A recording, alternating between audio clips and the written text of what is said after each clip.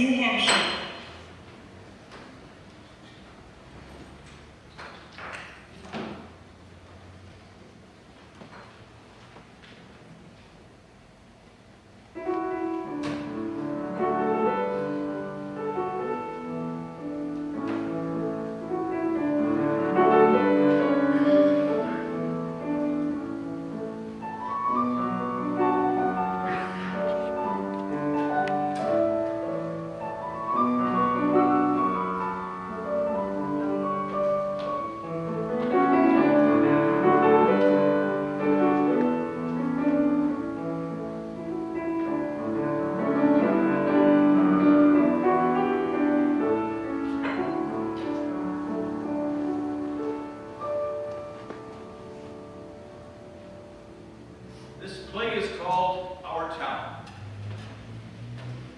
Written by Thornton Wilder.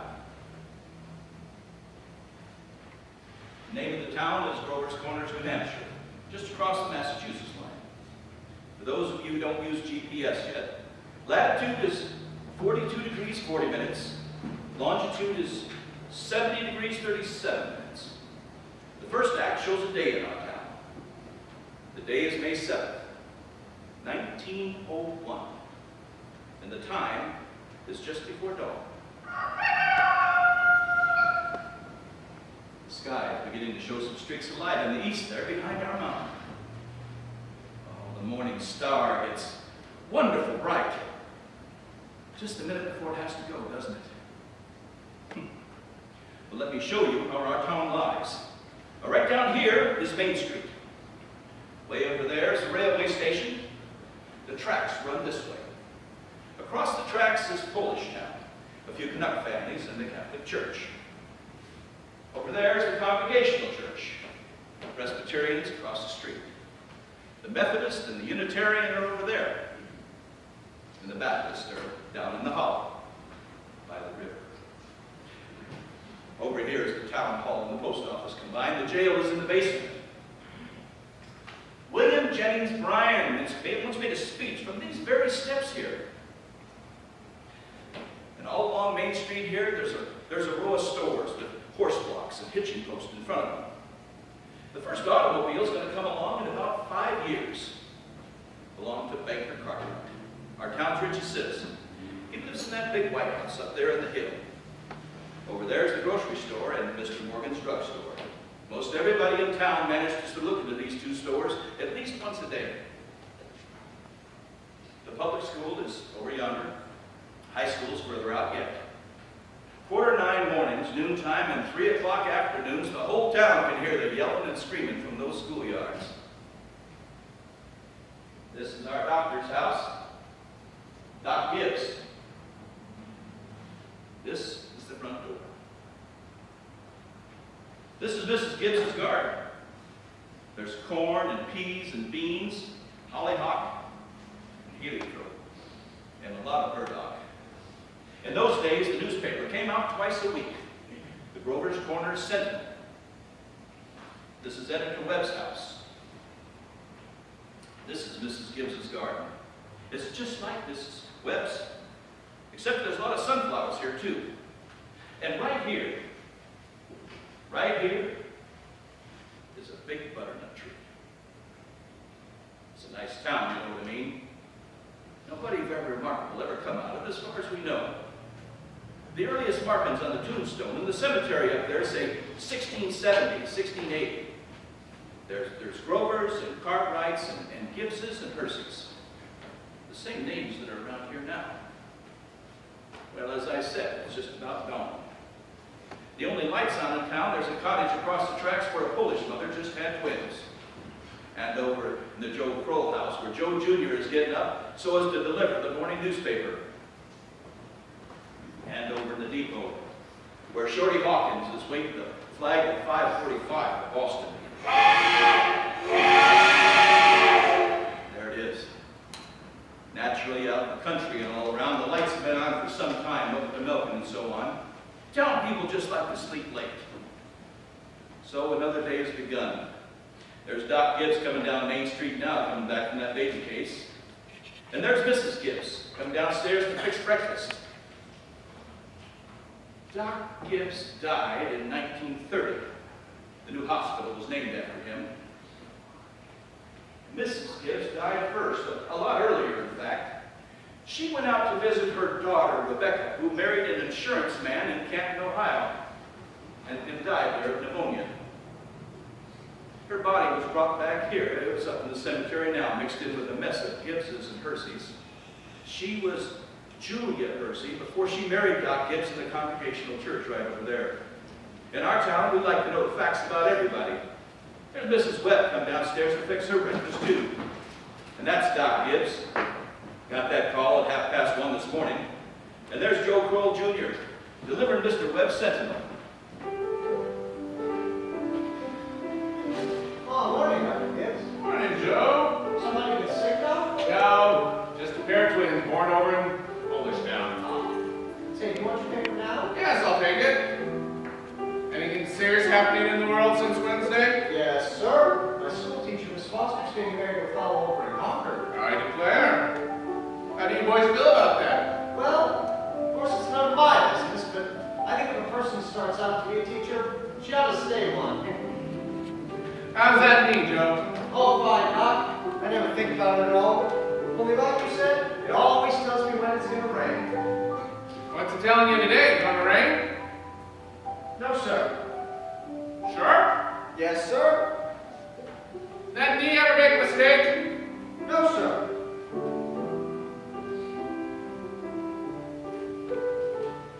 I want to tell you something about that boy, Joe Kroll there. Joe was awful bright. Graduated high school here, head of his class. Got a scholarship to Massachusetts Institution, MIT. Graduated head of his class there too. It was all written up in the Boston papers at the time. Gonna be a great engineer, Joe was. And then the war broke out. He died in France. All that education for nothing. Come on, Bessie. There's Howie Newsom delivering the milk. Morning, Doc. Morning, Howie. Somebody sick? No, pair of twins over to Mrs. Goslowski. Twins. This time's getting bigger every year. Is it gonna rain, Howie? No. It's a fine day. That'll burn through.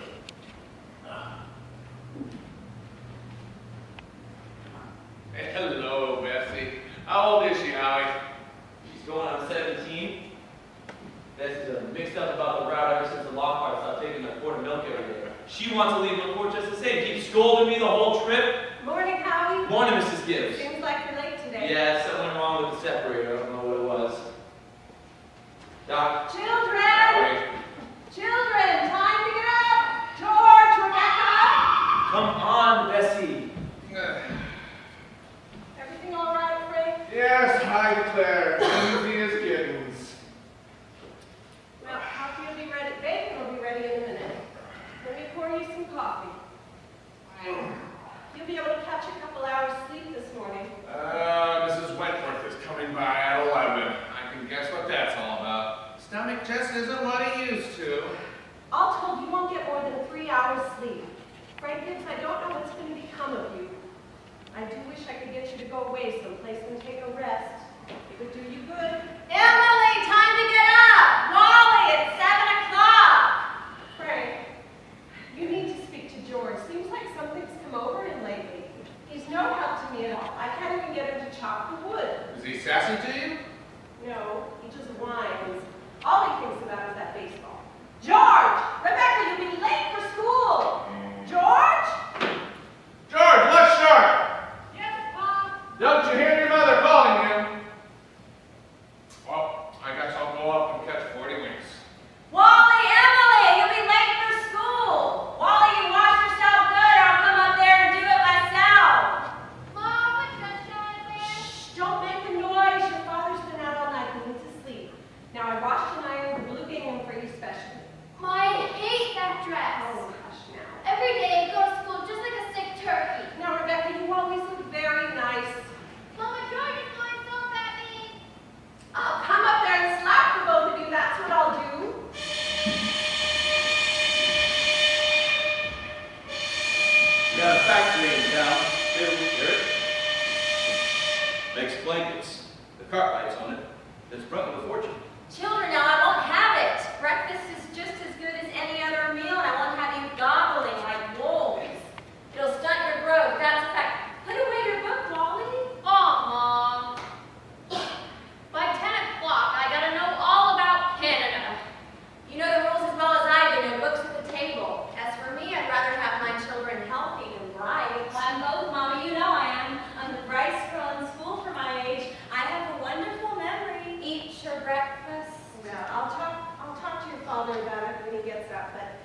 Seems to me 25 cents a week is plenty for a boy your age. I don't know how you spend it all. Oh my, got a lot of stuff to buy.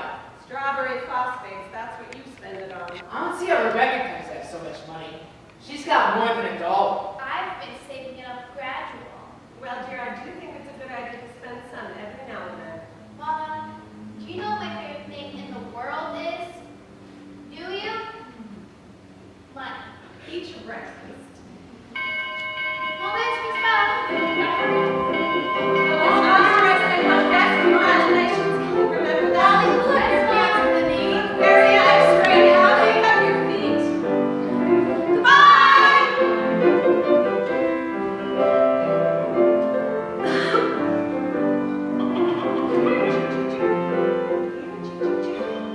No, go away. You go away.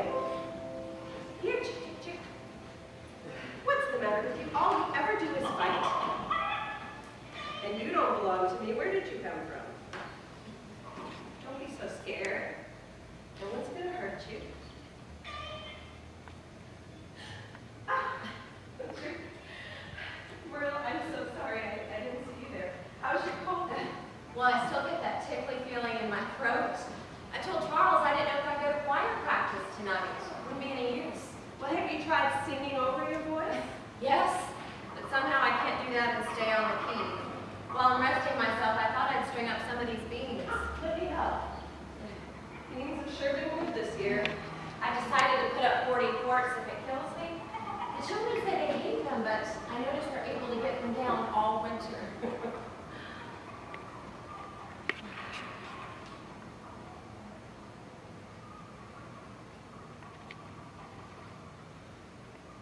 Myrtle?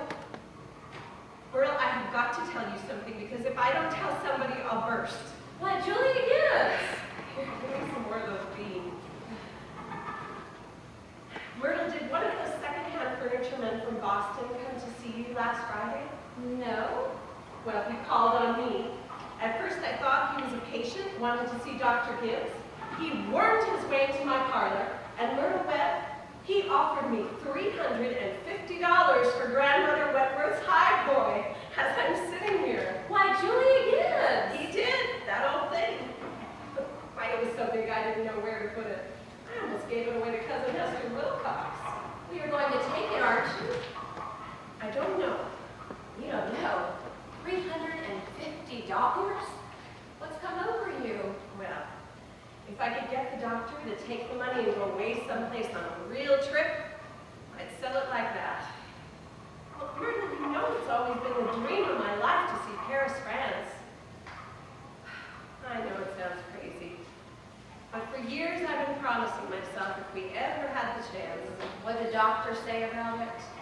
Well, I did beat about the bush a little, and I said if I got a legacy, that's the way I put it, I would make him take me somewhere. What did he say? Oh, you know how he is. I haven't heard a serious word out of him since I've known him. No, it might make him discontented with Grover's Corners to go traipsing about Europe. Better than well enough alone, he says. Every 2 years, he makes a trip to the battlefields of the Civil War, and that's enough treat for anybody, he says. Well, Mr. Webb just admires the way Dr. Gibbs knows everything about the Civil War. Mr. Webb has a good mind to give up Napoleon and move over to the Civil War. Only Dr. Gibbs, being one of the greatest experts in the country, just makes him despair. It's a fact. Dr. Gibbs is never so happy as when he's at Antietam or Gettysburg. The times I have walked those fields, Myrtle, stopping at every blessed bush and walking it all off like we were going to buy it. If that secondhand man's really serious about buying it, Julia, you sell it. And then you get to see Paris all right. Just keep dropping hints from time to time. That's the way I got to see the Atlantic Ocean, you know? Well, I'm sorry I mentioned it. It's just, it seems to me that once in your life before you die, you ought to see a country where they don't talk in English and they don't even want to. Thank you, ladies. Thank you very much. Now we're going to skip a few hours. But first, we want to find out some more information about the town. Sort of a scientific account, you might say. So I've asked Professor Willard of our state university to sketch out a few details of our past history here. Is Professor Willard here? Professor Willard? Yeah. Professor. May I introduce Professor Willard of our state university? Just a few brief notes, Professor. Unfortunately, our time is limited.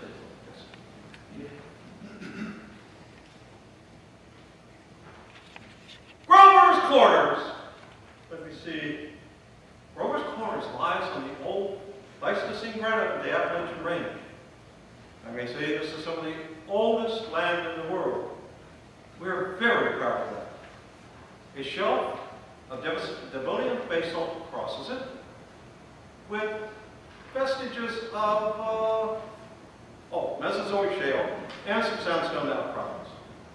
All of this is more recent, 200, 300 million years old. Some highly interesting fossils have been found. I may say unique fossils. 2 miles out of town in Silas Peckham's cow pasture. They may be seen at our museum at the university at any time, any reasonable time. Shall I share Professor Gruber's notes on the meteorological situation? I'm afraid we don't have time for that, Professor. We might have a few words about the history of man here. Ooh! Anthropological data. Early Amerindian stock, Cotahatchee tribes. No evidence before the 10th century of this era, now entirely disappeared. Possible traces in 3 families. Migration toward the end of the 17th century of the English brachiocephalic blue-eyed stock, for the most part, then some Slav and Mediterranean. And the population, Professor Willard? Within the town limits, 2,640. Excuse me, Professor.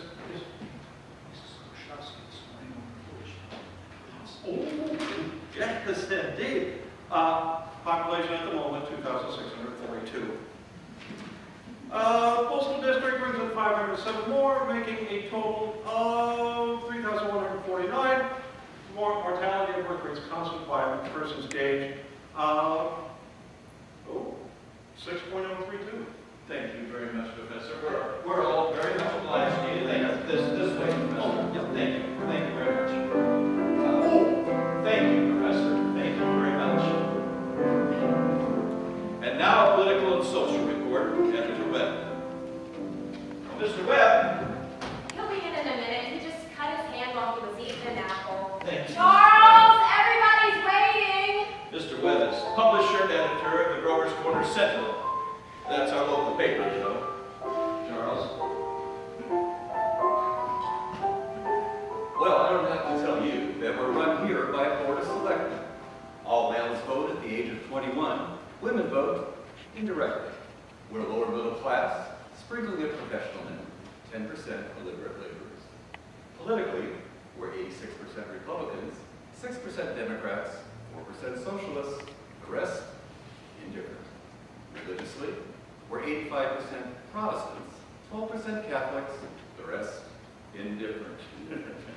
Do you have any comments, Mr. Webb? Well, very ordinary town if you ask me. A little better behaved than most. Probably a lot duller. But our young people seem to like it here well enough. 90% of them graduating high school settle down right here to live, even when they've been away to college. Anybody in the audience that have any questions for Editor Webb about our town? Yes, ma'am. Is there much drinking in Grover's Corners? Well, ma'am, I wouldn't know what you call much. Saturday night, the farmhands meet down at Ellery Greeno's stable in Alversum. We've got 1 or 2 town trucks, but they're always having their horses every time an evangelist comes to town. No, ma'am, I'd say liquor isn't a regular thing in the home here, except in the medicine chest. Right good for snake bites, you know. Always was. Is there no one in town? Or Social injustice. Sir, you come forward, we can all hear you. Yes, sir, what were you trying to say? Is there no one in town where social injustice and industrial inequality? Oh, yes, everybody. Something terrible. Seems like they spend most of their time talking about who's rich and who's poor. Well, then why don't they do something about it? I guess we're all hunting like everybody else for a way that the diligent and sensible can rise to the top, and the lazy and quarrelsome can sink to the bottom. But it isn't easy to Meanwhile, we do all we can to help those who can't help themselves. And those who can, we leave alone. Are there any other questions? Oh, Mr. Webb. Is there any culture or love of beauty in Grover's quarters? Well, ma'am, there isn't much. Not in the sense you mean. You know, come to think of it, there's some girls that play the piano at high school commencement. But they're not happy about it. No, ma'am. There isn't much culture. But maybe this is the place to tell you that we've got a lot of pleasures of a kind here. We like the sun coming up over the mountain in the morning. We all notice a good deal about the birds. We pay a lot of attention to them. And we watch the change of the seasons. Yes, everybody knows about that. But those other things, you're right, ma'am, there isn't much. Robinson Crusoe, and the Bible, and Handel's organ. We all know them. Oh, and Whistler's mother. Those are just about as far as we go. Thank you, Mr. Webb. And thank you, Mr. Webb.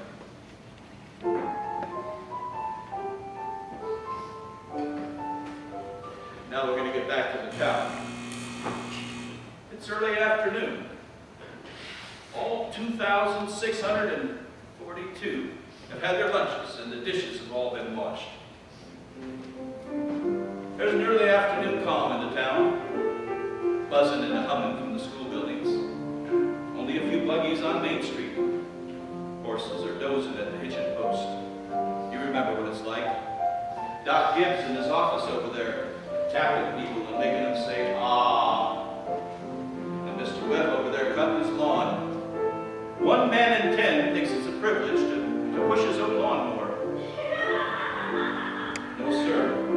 It's later than I thought. Here come the children back from school already. No, I can't, Lois. I've got to go home. I said I would help my mother. I promised.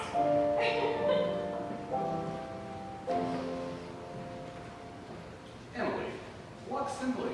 Who do you think you are today? Papa, you're terrible. One minute you tell me to stand up straight, the next minute you call me names. I just don't listen to you. Golly, I never got a kiss from such a great lady before.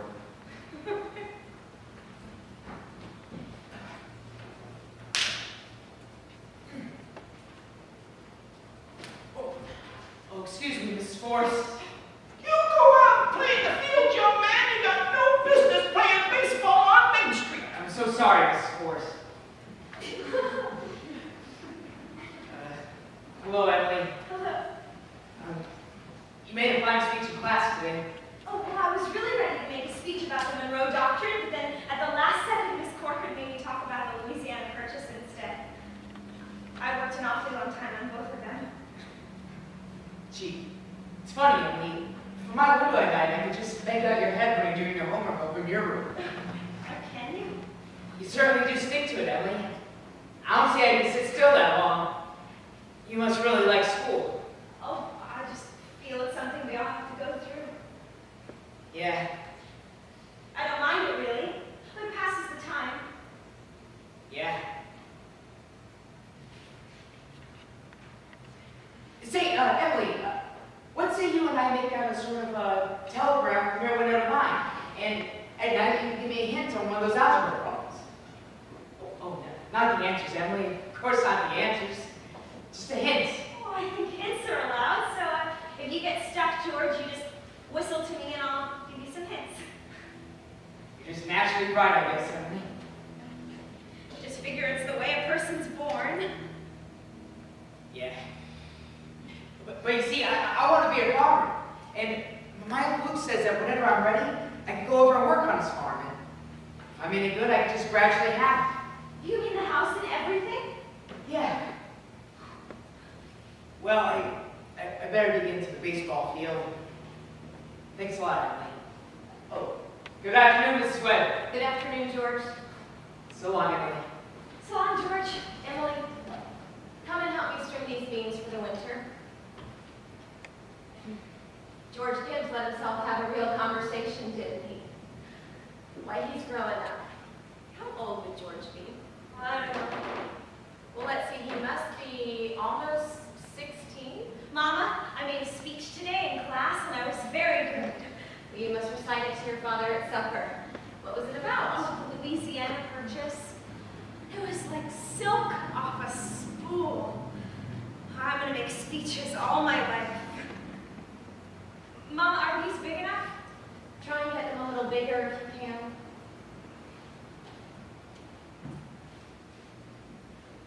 Mama, will you answer me a question?